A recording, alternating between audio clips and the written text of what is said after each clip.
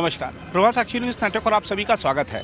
आम आदमी पार्टी के नेता अरविंद केजरीवाल नई दिल्ली विधानसभा सीट से एक बार फिर चुनाव मैदान में हैं। इस बार उनका मुकाबला पूर्व सांसद प्रवेश साहिब सिंह वर्मा से है और ये जो मुकाबला है बड़ा रोचक होने जा रहा है। और शायद जिस तरीके से प्रवेश साहिब सिंह वर्मा की लोकप्रियता बढ़ रही है, ख़ासतौर पे युवाओं के बीच, प्रवेश साहिब सिंह वर्मा जिस तरीके से युवाओं को नौकरी दिलाने, महिलाओं को सम्मान राशि दिलाने की कवायद कर रहे हैं, उससे लगता है कि अरविंद केजरीवाल और आम आदमी पार्टी के होश उड़ गए हैं। तभी लगातार इस बात के आरोप लगाए जा रहे हैं कि नई दिल्ली क्षेत्र में जो कई सारे वोटरों का नाम वोटर लिस्ट से कटवा दिया गया है, तमाम लोगों को नए वहाँ पर वोटर बनाए गए हैं। तो कांग्रेस और आम आदमी पार्टी वहाँ पर मैदान में तो हैं, लेकिन असल मुद्दों को उठाने की बजाय तमाम जो अन्य तरह के मुद्दे हैं उन पर जोर लगा रहे हैं।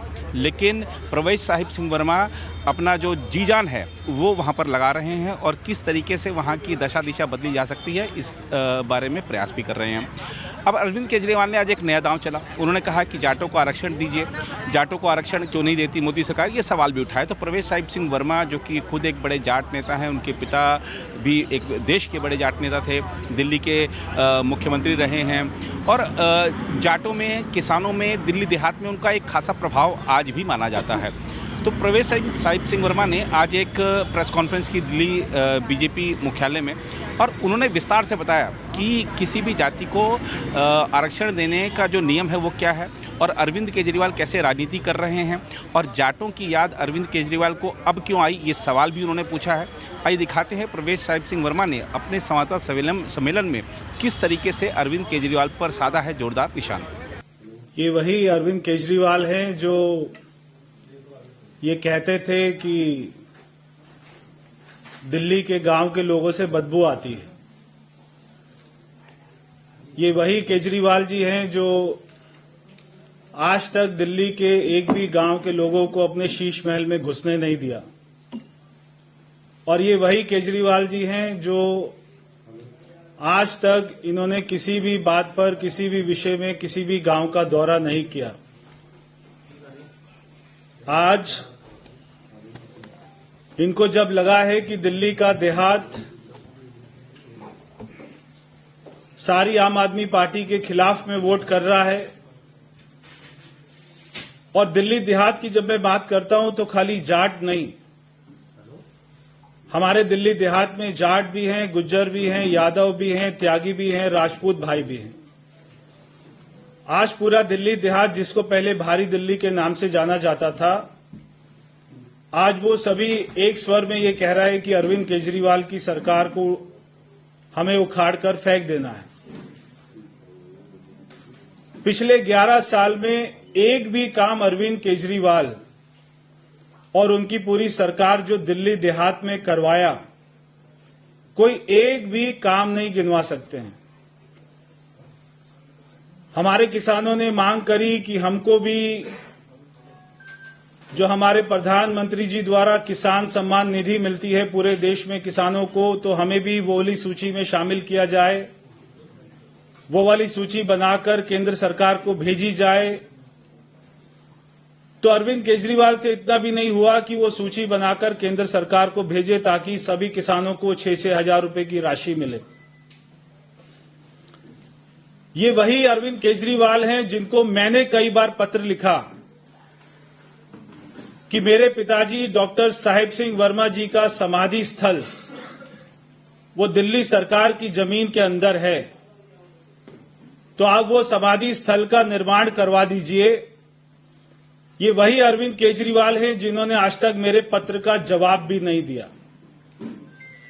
आज जब इनको लग रहा है कि सारी सीटें भारी दिल्ली की, मैं भारी दिल्ली का नाम इसलिए ले रहा हूं क्योंकि पहले सारे दिल्ली देहात के क्षेत्र में ये सारी सीट को भारी दिल्ली के रूप में जाना जाता था, जहां से मेरे पिताजी एमपी का चुनाव लड़ते थे। आज पूरे भारी दिल्ली में जो 28 सीटें आती है 70 में से, सारी 28 की 28 सीटों में सारे देहात की, गांव की मीटिंग हुई। वहां पर यह तय हुआ कि अरविंद केजरीवाल को वोट हमें नहीं करना है। ये 28 की 28 सीटें इस बार भारतीय जनता पार्टी भारी बहुमत से जीतेगी जो केवल दिल्ली देहात से आती है। पूरे दिल्ली में हमारी सरकार बनेगी। आज इन्होंने जाटों को याद किया। जाटों को इसलिए याद किया क्योंकि इन्होंने अगर जाटों के लिए कोई भी काम किया होता तो आज इनको चुनाव से ठीक 25 दिन पहले जाटों की याद नहीं आती। मैं अरविंद केजरीवाल से पूछना चाहता हूं कि आप जो ये जाट भाई जब अपने गांव में खेती करते थे तो उनके यहां पर बड़े बड़े मोटे मोटे बिजली के बिल आते थे। आप जो फ्री बिजली की बात करते हैं, आपने गांव देहात में खेती की जमीन पर बिजली का बिल क्यों नहीं माफ किया? और उनके ऊपर में छापे पड़ते थे, केस दर्ज होता था, तो भी अरविंद केजरीवाल ने आज तक उनकी कोई भी आवाज नहीं उठाई। दिल्ली की जो गांव की खेती की जमीन है, जब भी वो एक्वायर होती थी तो उसका मुआवजा किसानों को केवल 2.5 करोड़ रुपया मिलता था, जबकि मार्केट रेट उनका 10 से 15 करोड़ रुपया है। ये सबसे पहले जो दिल्ली में मार्केट रेट मिले गांव की जमीन का, ये डॉक्टर साहिब सिंह वर्मा जी ने शुरू किया था। और बार बार हमने डिमांड करी कि 10-15 करोड़ रुपए की जमीन दिल्ली सरकार केवल 2.5 करोड़ रुपए में ले लेती है। ये गलत बात है, आप इसका मुआवजा को बढ़ाइए। मगर अरविंद केजरीवाल ने आज तक देहात की जमीन का मुआवजा नहीं बढ़ाया, खेती की जमीन का मुआवजा नहीं बढ़ाया। चाहे देहात में पिछले 20 साल की मैं बात कर रहा हूं, जितने भी बड़े बड़े काम हुए सारे हमारे मोदी जी ने किए, सारे भारत सरकार ने किए। और वो मैं कुछ कामों को गिनवाना भी चाहता हूं जिससे देहात का बहुत ज्यादा विकास हुआ है और वहां की जमीनों के भाव भी बढ़े हैं। सबसे पहला काम जो इंटरनेशनल कन्वेंशन सेंटर बना, ये जो है पोचनपुर की धरती के ऊपर में बना हुआ है। ये पोचनपुर और उसके साथ में बामनोली गांव है और इन सारे गांवों के बीच में ये जो है बना 26,000 करोड़ रुपए की लागत से, जो कि पूरा एशिया का सबसे बड़ा कन्वेंशन सेंटर है। ये काम भारत सरकार ने किया। उसके बाद में यूरिया 2 सड़क बनी जो 8,000 करोड़ रुपए की लागत से बनी, जिससे पूरा दिल्ली देहात एक हो गया है। आज अलीपुर से महिपालपुर आने में जो 1.5 घंटा लगता था, नई यूरिया 2 से केवल 20 मिनट का वो रास्ता रह गया है। और उससे अलीपुर की मैं बात करूं, बहादुरगढ़ की बात करूं, जो हरियाणा में आता है मगर हमारा बॉर्डर है, चाहे वो झाड़ोदा गांव है, चाहे वो दिचाव गांव है, चाहे वो नरेला है, बवाना है, ओचंदी है, चाहे मुंडका है, ये सारे गांव की जमीन केवल ये सड़क बनने से जो पहले 1 करोड़ 1.5 करोड़ की होती थी, आज वो जमीन का भाव 15 करोड़ 20 करोड़ रुपए हो गया। ये भी मोदी जी की ही देन है। उसके बाद में नजफगढ़ हॉस्पिटल जो पिछले 40 साल से नहीं बना था, जब मैं प्रधानमंत्री जी से मिला, जब मैं सांसद था, जब मैंने उनसे रिक्वेस्ट करी कि हमारे यहां पे देहात में कोई हॉस्पिटल आज तक नहीं बना है पिछले 20 सालों में, उन्होंने तुरंत ही 100 करोड़ रुपए हमें दिया। आज वो हॉस्पिटल बनकर तैयार है। उसके बाद में अरविंद केजरीवाल जी को जो सबसे ज्यादा चोट पहुंची वो ये तब पहुंची जब पिछले 1 साल में दिल्ली ग्रामोदय योजना, जो हमारे दिल्ली के एलजी साहब हैं वीके सक्सेना जी, उन्होंने ये योजना को शुरू किया। 960 करोड़ रुपए का विकास केवल दिल्ली देहात में पिछले 1 साल में हो चुका है। अगर ये भी किसी की देन है तो भारतीय जनता पार्टी की मोदी सरकार की देन है।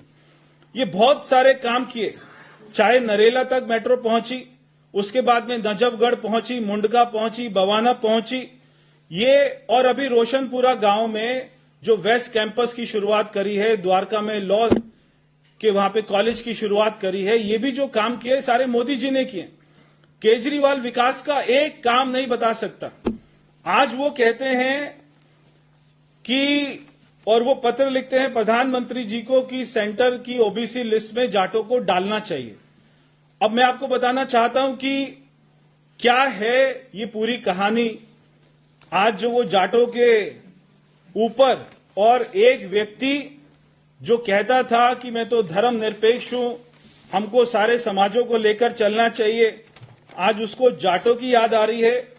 तो ये बात अच्छी तो है, मगर जाट लोग सारे समझ चुके हैं कि ये फर्जीवाल नहीं, केजरीवाल ये कितना ज्यादा झूठ बोलते हैं और हर बात पर झूठ बोलते हैं। अब ये जो केंद्र सरकार की ओबीसी लिस्ट का मामला है, यहां पर मैं बताना चाहता हूं कि पहली बार जो नेशनल ओबीसी कमीशन है उसको अगर संवैधानिक दर्जा दिया तो वो प्रधानमंत्री मोदी जी ने ही दिया था 2018 में। उससे पहले इसके पास में संवैधानिक दर्जा नहीं था। इसके किसी भी डिसीजन को कोर्ट में जाकर चैलेंज हो जाता था। जब इसको संवैधानिक दर्जा मिला उसके बाद किसी भी जाति को ओबीसी लिस्ट में, सेंटर की लिस्ट में जोड़ने का क्या प्रावधान होता है उसके बारे में मैं आपको बताना चाहता हूं।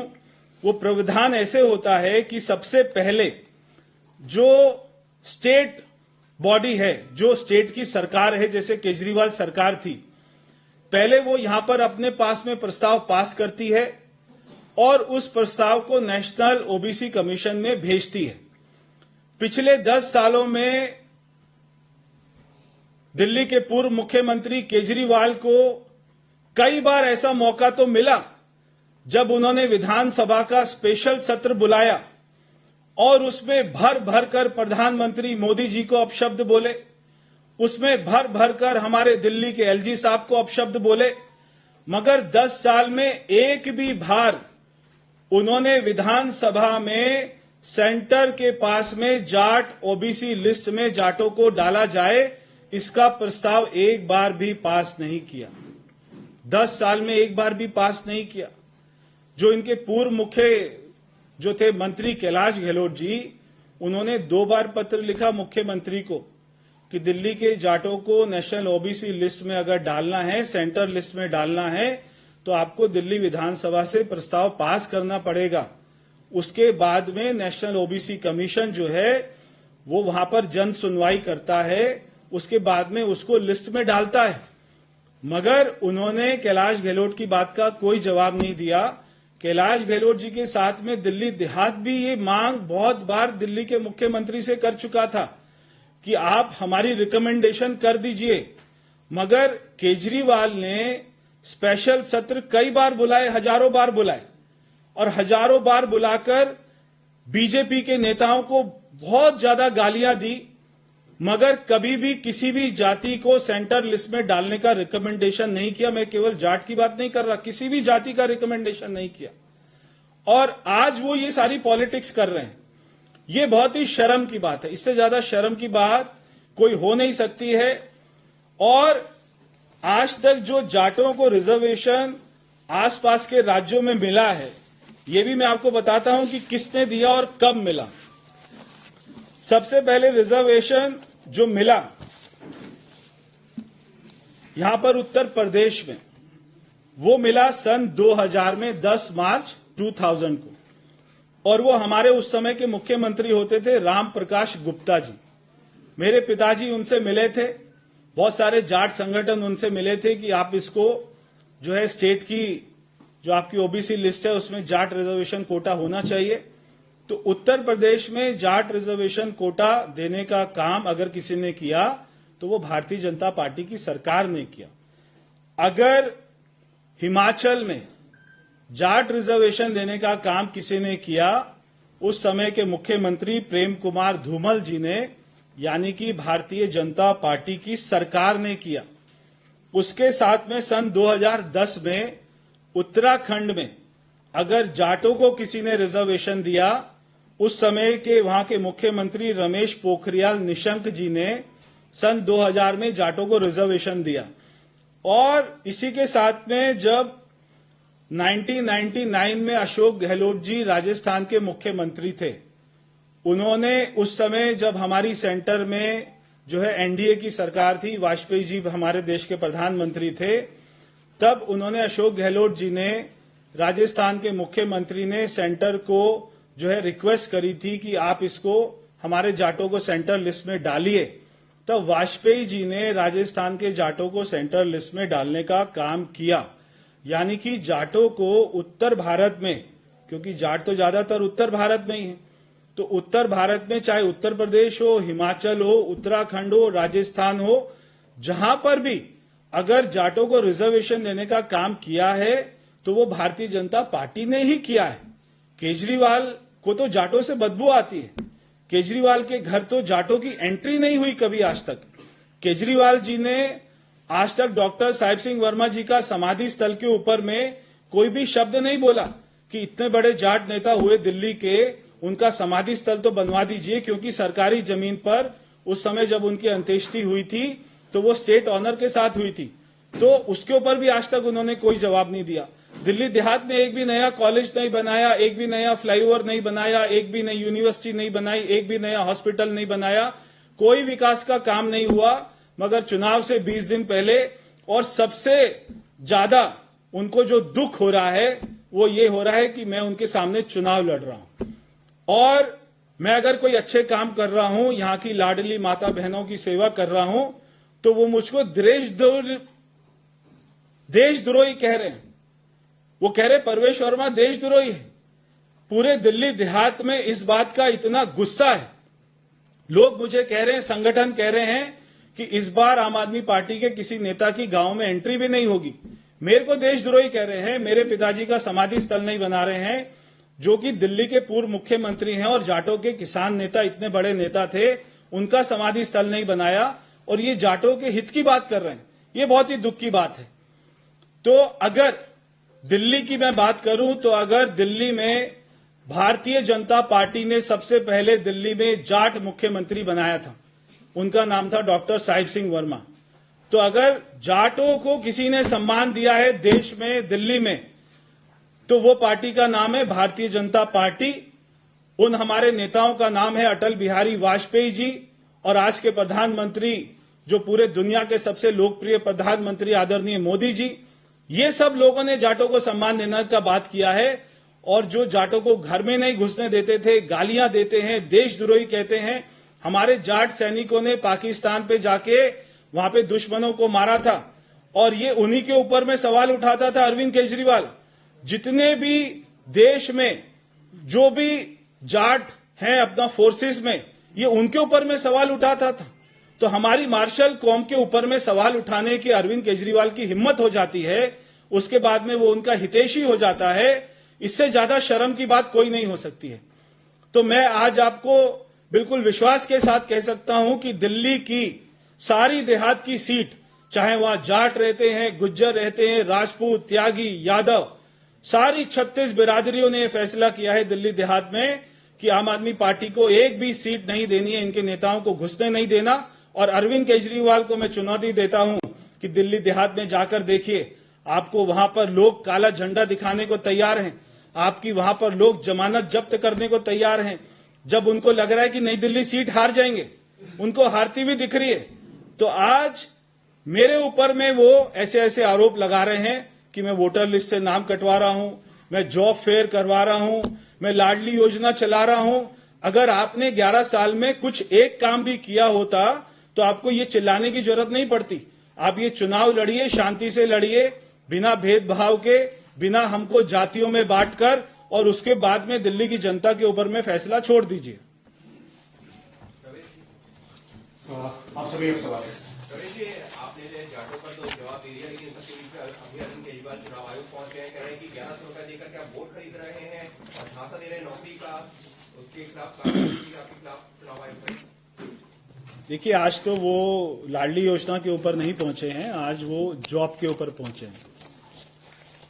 11 साल में पूरे दिल्ली में एक भी युवाओं को सरकारी नौकरी दिल्ली सरकार ने नहीं दी। नई दिल्ली विधानसभा में मैं सारे युवाओं से पूछ रहा हूं, आपको हैरानी होगी इस बात को सुनकर कि पिछले 5 दिन में 5200 केवल नई दिल्ली विधानसभा के युवाओं ने एप्लीकेशन दी है कि हम यहां पे बेरोजगार हैं। 5201 विधानसभा में सोचिए, इतना बड़ा नंबर, यानी कि 1,09,000 की संख्या है वोटर्स की, उसमें लगभग 5% लोग युवा बेरोजगार हैं, और अभी तो पता नहीं कितनी एप्लीकेशन आना बाकी है। अगर मैंने 50 से ज्यादा कंपनियों में बात किया और वो लोग कह रहे हैं कि हम इनका इंटरव्यू करेंगे, इनको जॉब दे सकते हैं, तो इसमें गलत क्या है? अगर मैं तो कोई मुख्यमंत्री नहीं हूं आज तक, मैं कोई एमएलए भी नहीं हूं, मंत्री भी नहीं हूं, सांसद भी नहीं हूं। अगर मैं अपने प्रयासों से एक हफ्ते में, एक दिन में सैकड़ों नौकरियों की वहां पर कोशिश कर सकता हूं, मैं कंपनियों को बोल सकता हूं कि हमारे बच्चे टैलेंटेड हैं, पढ़े लिखे हैं, उनको जॉब दे दीजिए। वो उनका इंटरव्यू करेंगी, वो अपनी कंपनियों में रखेंगे। मैं उनको जॉब नहीं दे रहा। जो बड़ी बड़ी कंपनियां वो उनको जॉब दे रही हैं। तो अरविंद केजरीवाल जी एक तरफ तो एक भी युवा को नौकरी नहीं दे पाए, और अगर मैं कोई भी कोशिश कर रहा हूं तो मेरे को रोका जा रहा है। आपने अगर 11 साल में यहां के 5,000 भी युवाओं को नौकरी दी होती, 500 युवाओं को भी नौकरी दी होती, तो मुझे ये काम करने की जरूरत नहीं पड़ती। परवेश जी, प्रश्न है कि ब्राह्मणों के बाद जाट वोट बैंक में सेंध लगाने की केजरीवाल और आम आदमी पार्टी ने कोशिश की है, और आपका नाम जैसे लेकर उन्होंने कहा है कि 2019 में परवेश वर्मा के घर में लोकसभा से पहले मीटिंग होती है, और 2017 में चौधरी वीरेंद्र सिंह के यहाँ पर यूपी चुनाव से पहले होती है, और कहा जाता है कि ओबीसी की जो स्टेट सूची है उसे केंद्र में जोड़ा जाएगा। आपको क्या लगता है कि ये जो सारी चीजें कही जा रही है, आपका नाम लेकर भी कही जा रही है, उसमें कितना असर होगा? मैंने आपको बहुत ही विस्तार से बताया कि जो सेंटर लिस्ट होती है उसमें किसी भी जाति का ओबीसी लिस्ट में कैसे नाम जुड़ता है। स्टेट गवर्नमेंट को रिकमेंड करना पड़ता है, उसको विधानसभा में प्रस्ताव पारित करना पड़ता है, सेंटर के पास में रिकमेंडेशन भेजनी पड़ती है। मगर 10 साल में अरविंद केजरीवाल जी को, प्रधानमंत्री को तो गाली देने का समय मिल गया, दिल्ली के एलजी साहब को तो गाली देने का समय मिल गया, मगर जाटों को छोड़िए, किसी भी समाज को सेंटर की लिस्ट में रिकमेंड करने का समय नहीं मिला। एक भी विधानसभा सत्र में उनको समय नहीं मिला कि वो किसी भी जाति के लिए रिकमेंडेशन कर दें। आज क्योंकि चुनाव आ गए तो उनको जाटों की याद आ गई, और जाटों की याद इसीलिए आई क्योंकि पूरा दिल्ली देहात उनको वोट नहीं कर रहा है, क्योंकि उनके सामने जाट लड़ रहा है, उनके सामने किसान का बेटा लड़ रहा है, उनके सामने दिल्ली के पूर्व मुख्यमंत्री, जिसके ऊपर में पूरे दिल्ली को गर्व है कि ऐसा मुख्यमंत्री दिल्ली में हुआ था, वो लड़ रहा है। तो आज उनको जब अपनी जमीन खिसकती हुई दिखाई दे रही है, उनको अपनी हार दिखाई दे रही है, और हो सकता है, आज तो मैं कहीं देख रहा था कि वो 2 सीटों पर भी चुनाव लड़ सकते हैं। ईश्वर से मेरी प्रार्थना है कि वो ना जाएं 2 सीटों पर, केवल जो है नई दिल्ली की सीट पर टिके रहें, क्योंकि यहाँ की जनता को तो जवाब देना पड़ेगा। अगर आप भी लेना चाहते हैं देश दुनिया की तमाम जानकारी, तो आज ही सब्सक्राइब करें हमारे चैनल को। साथ ही नीचे दिए बेल आइकन को जरूर दबाएं ताकि हर अपडेट आप तक पहुंच सके।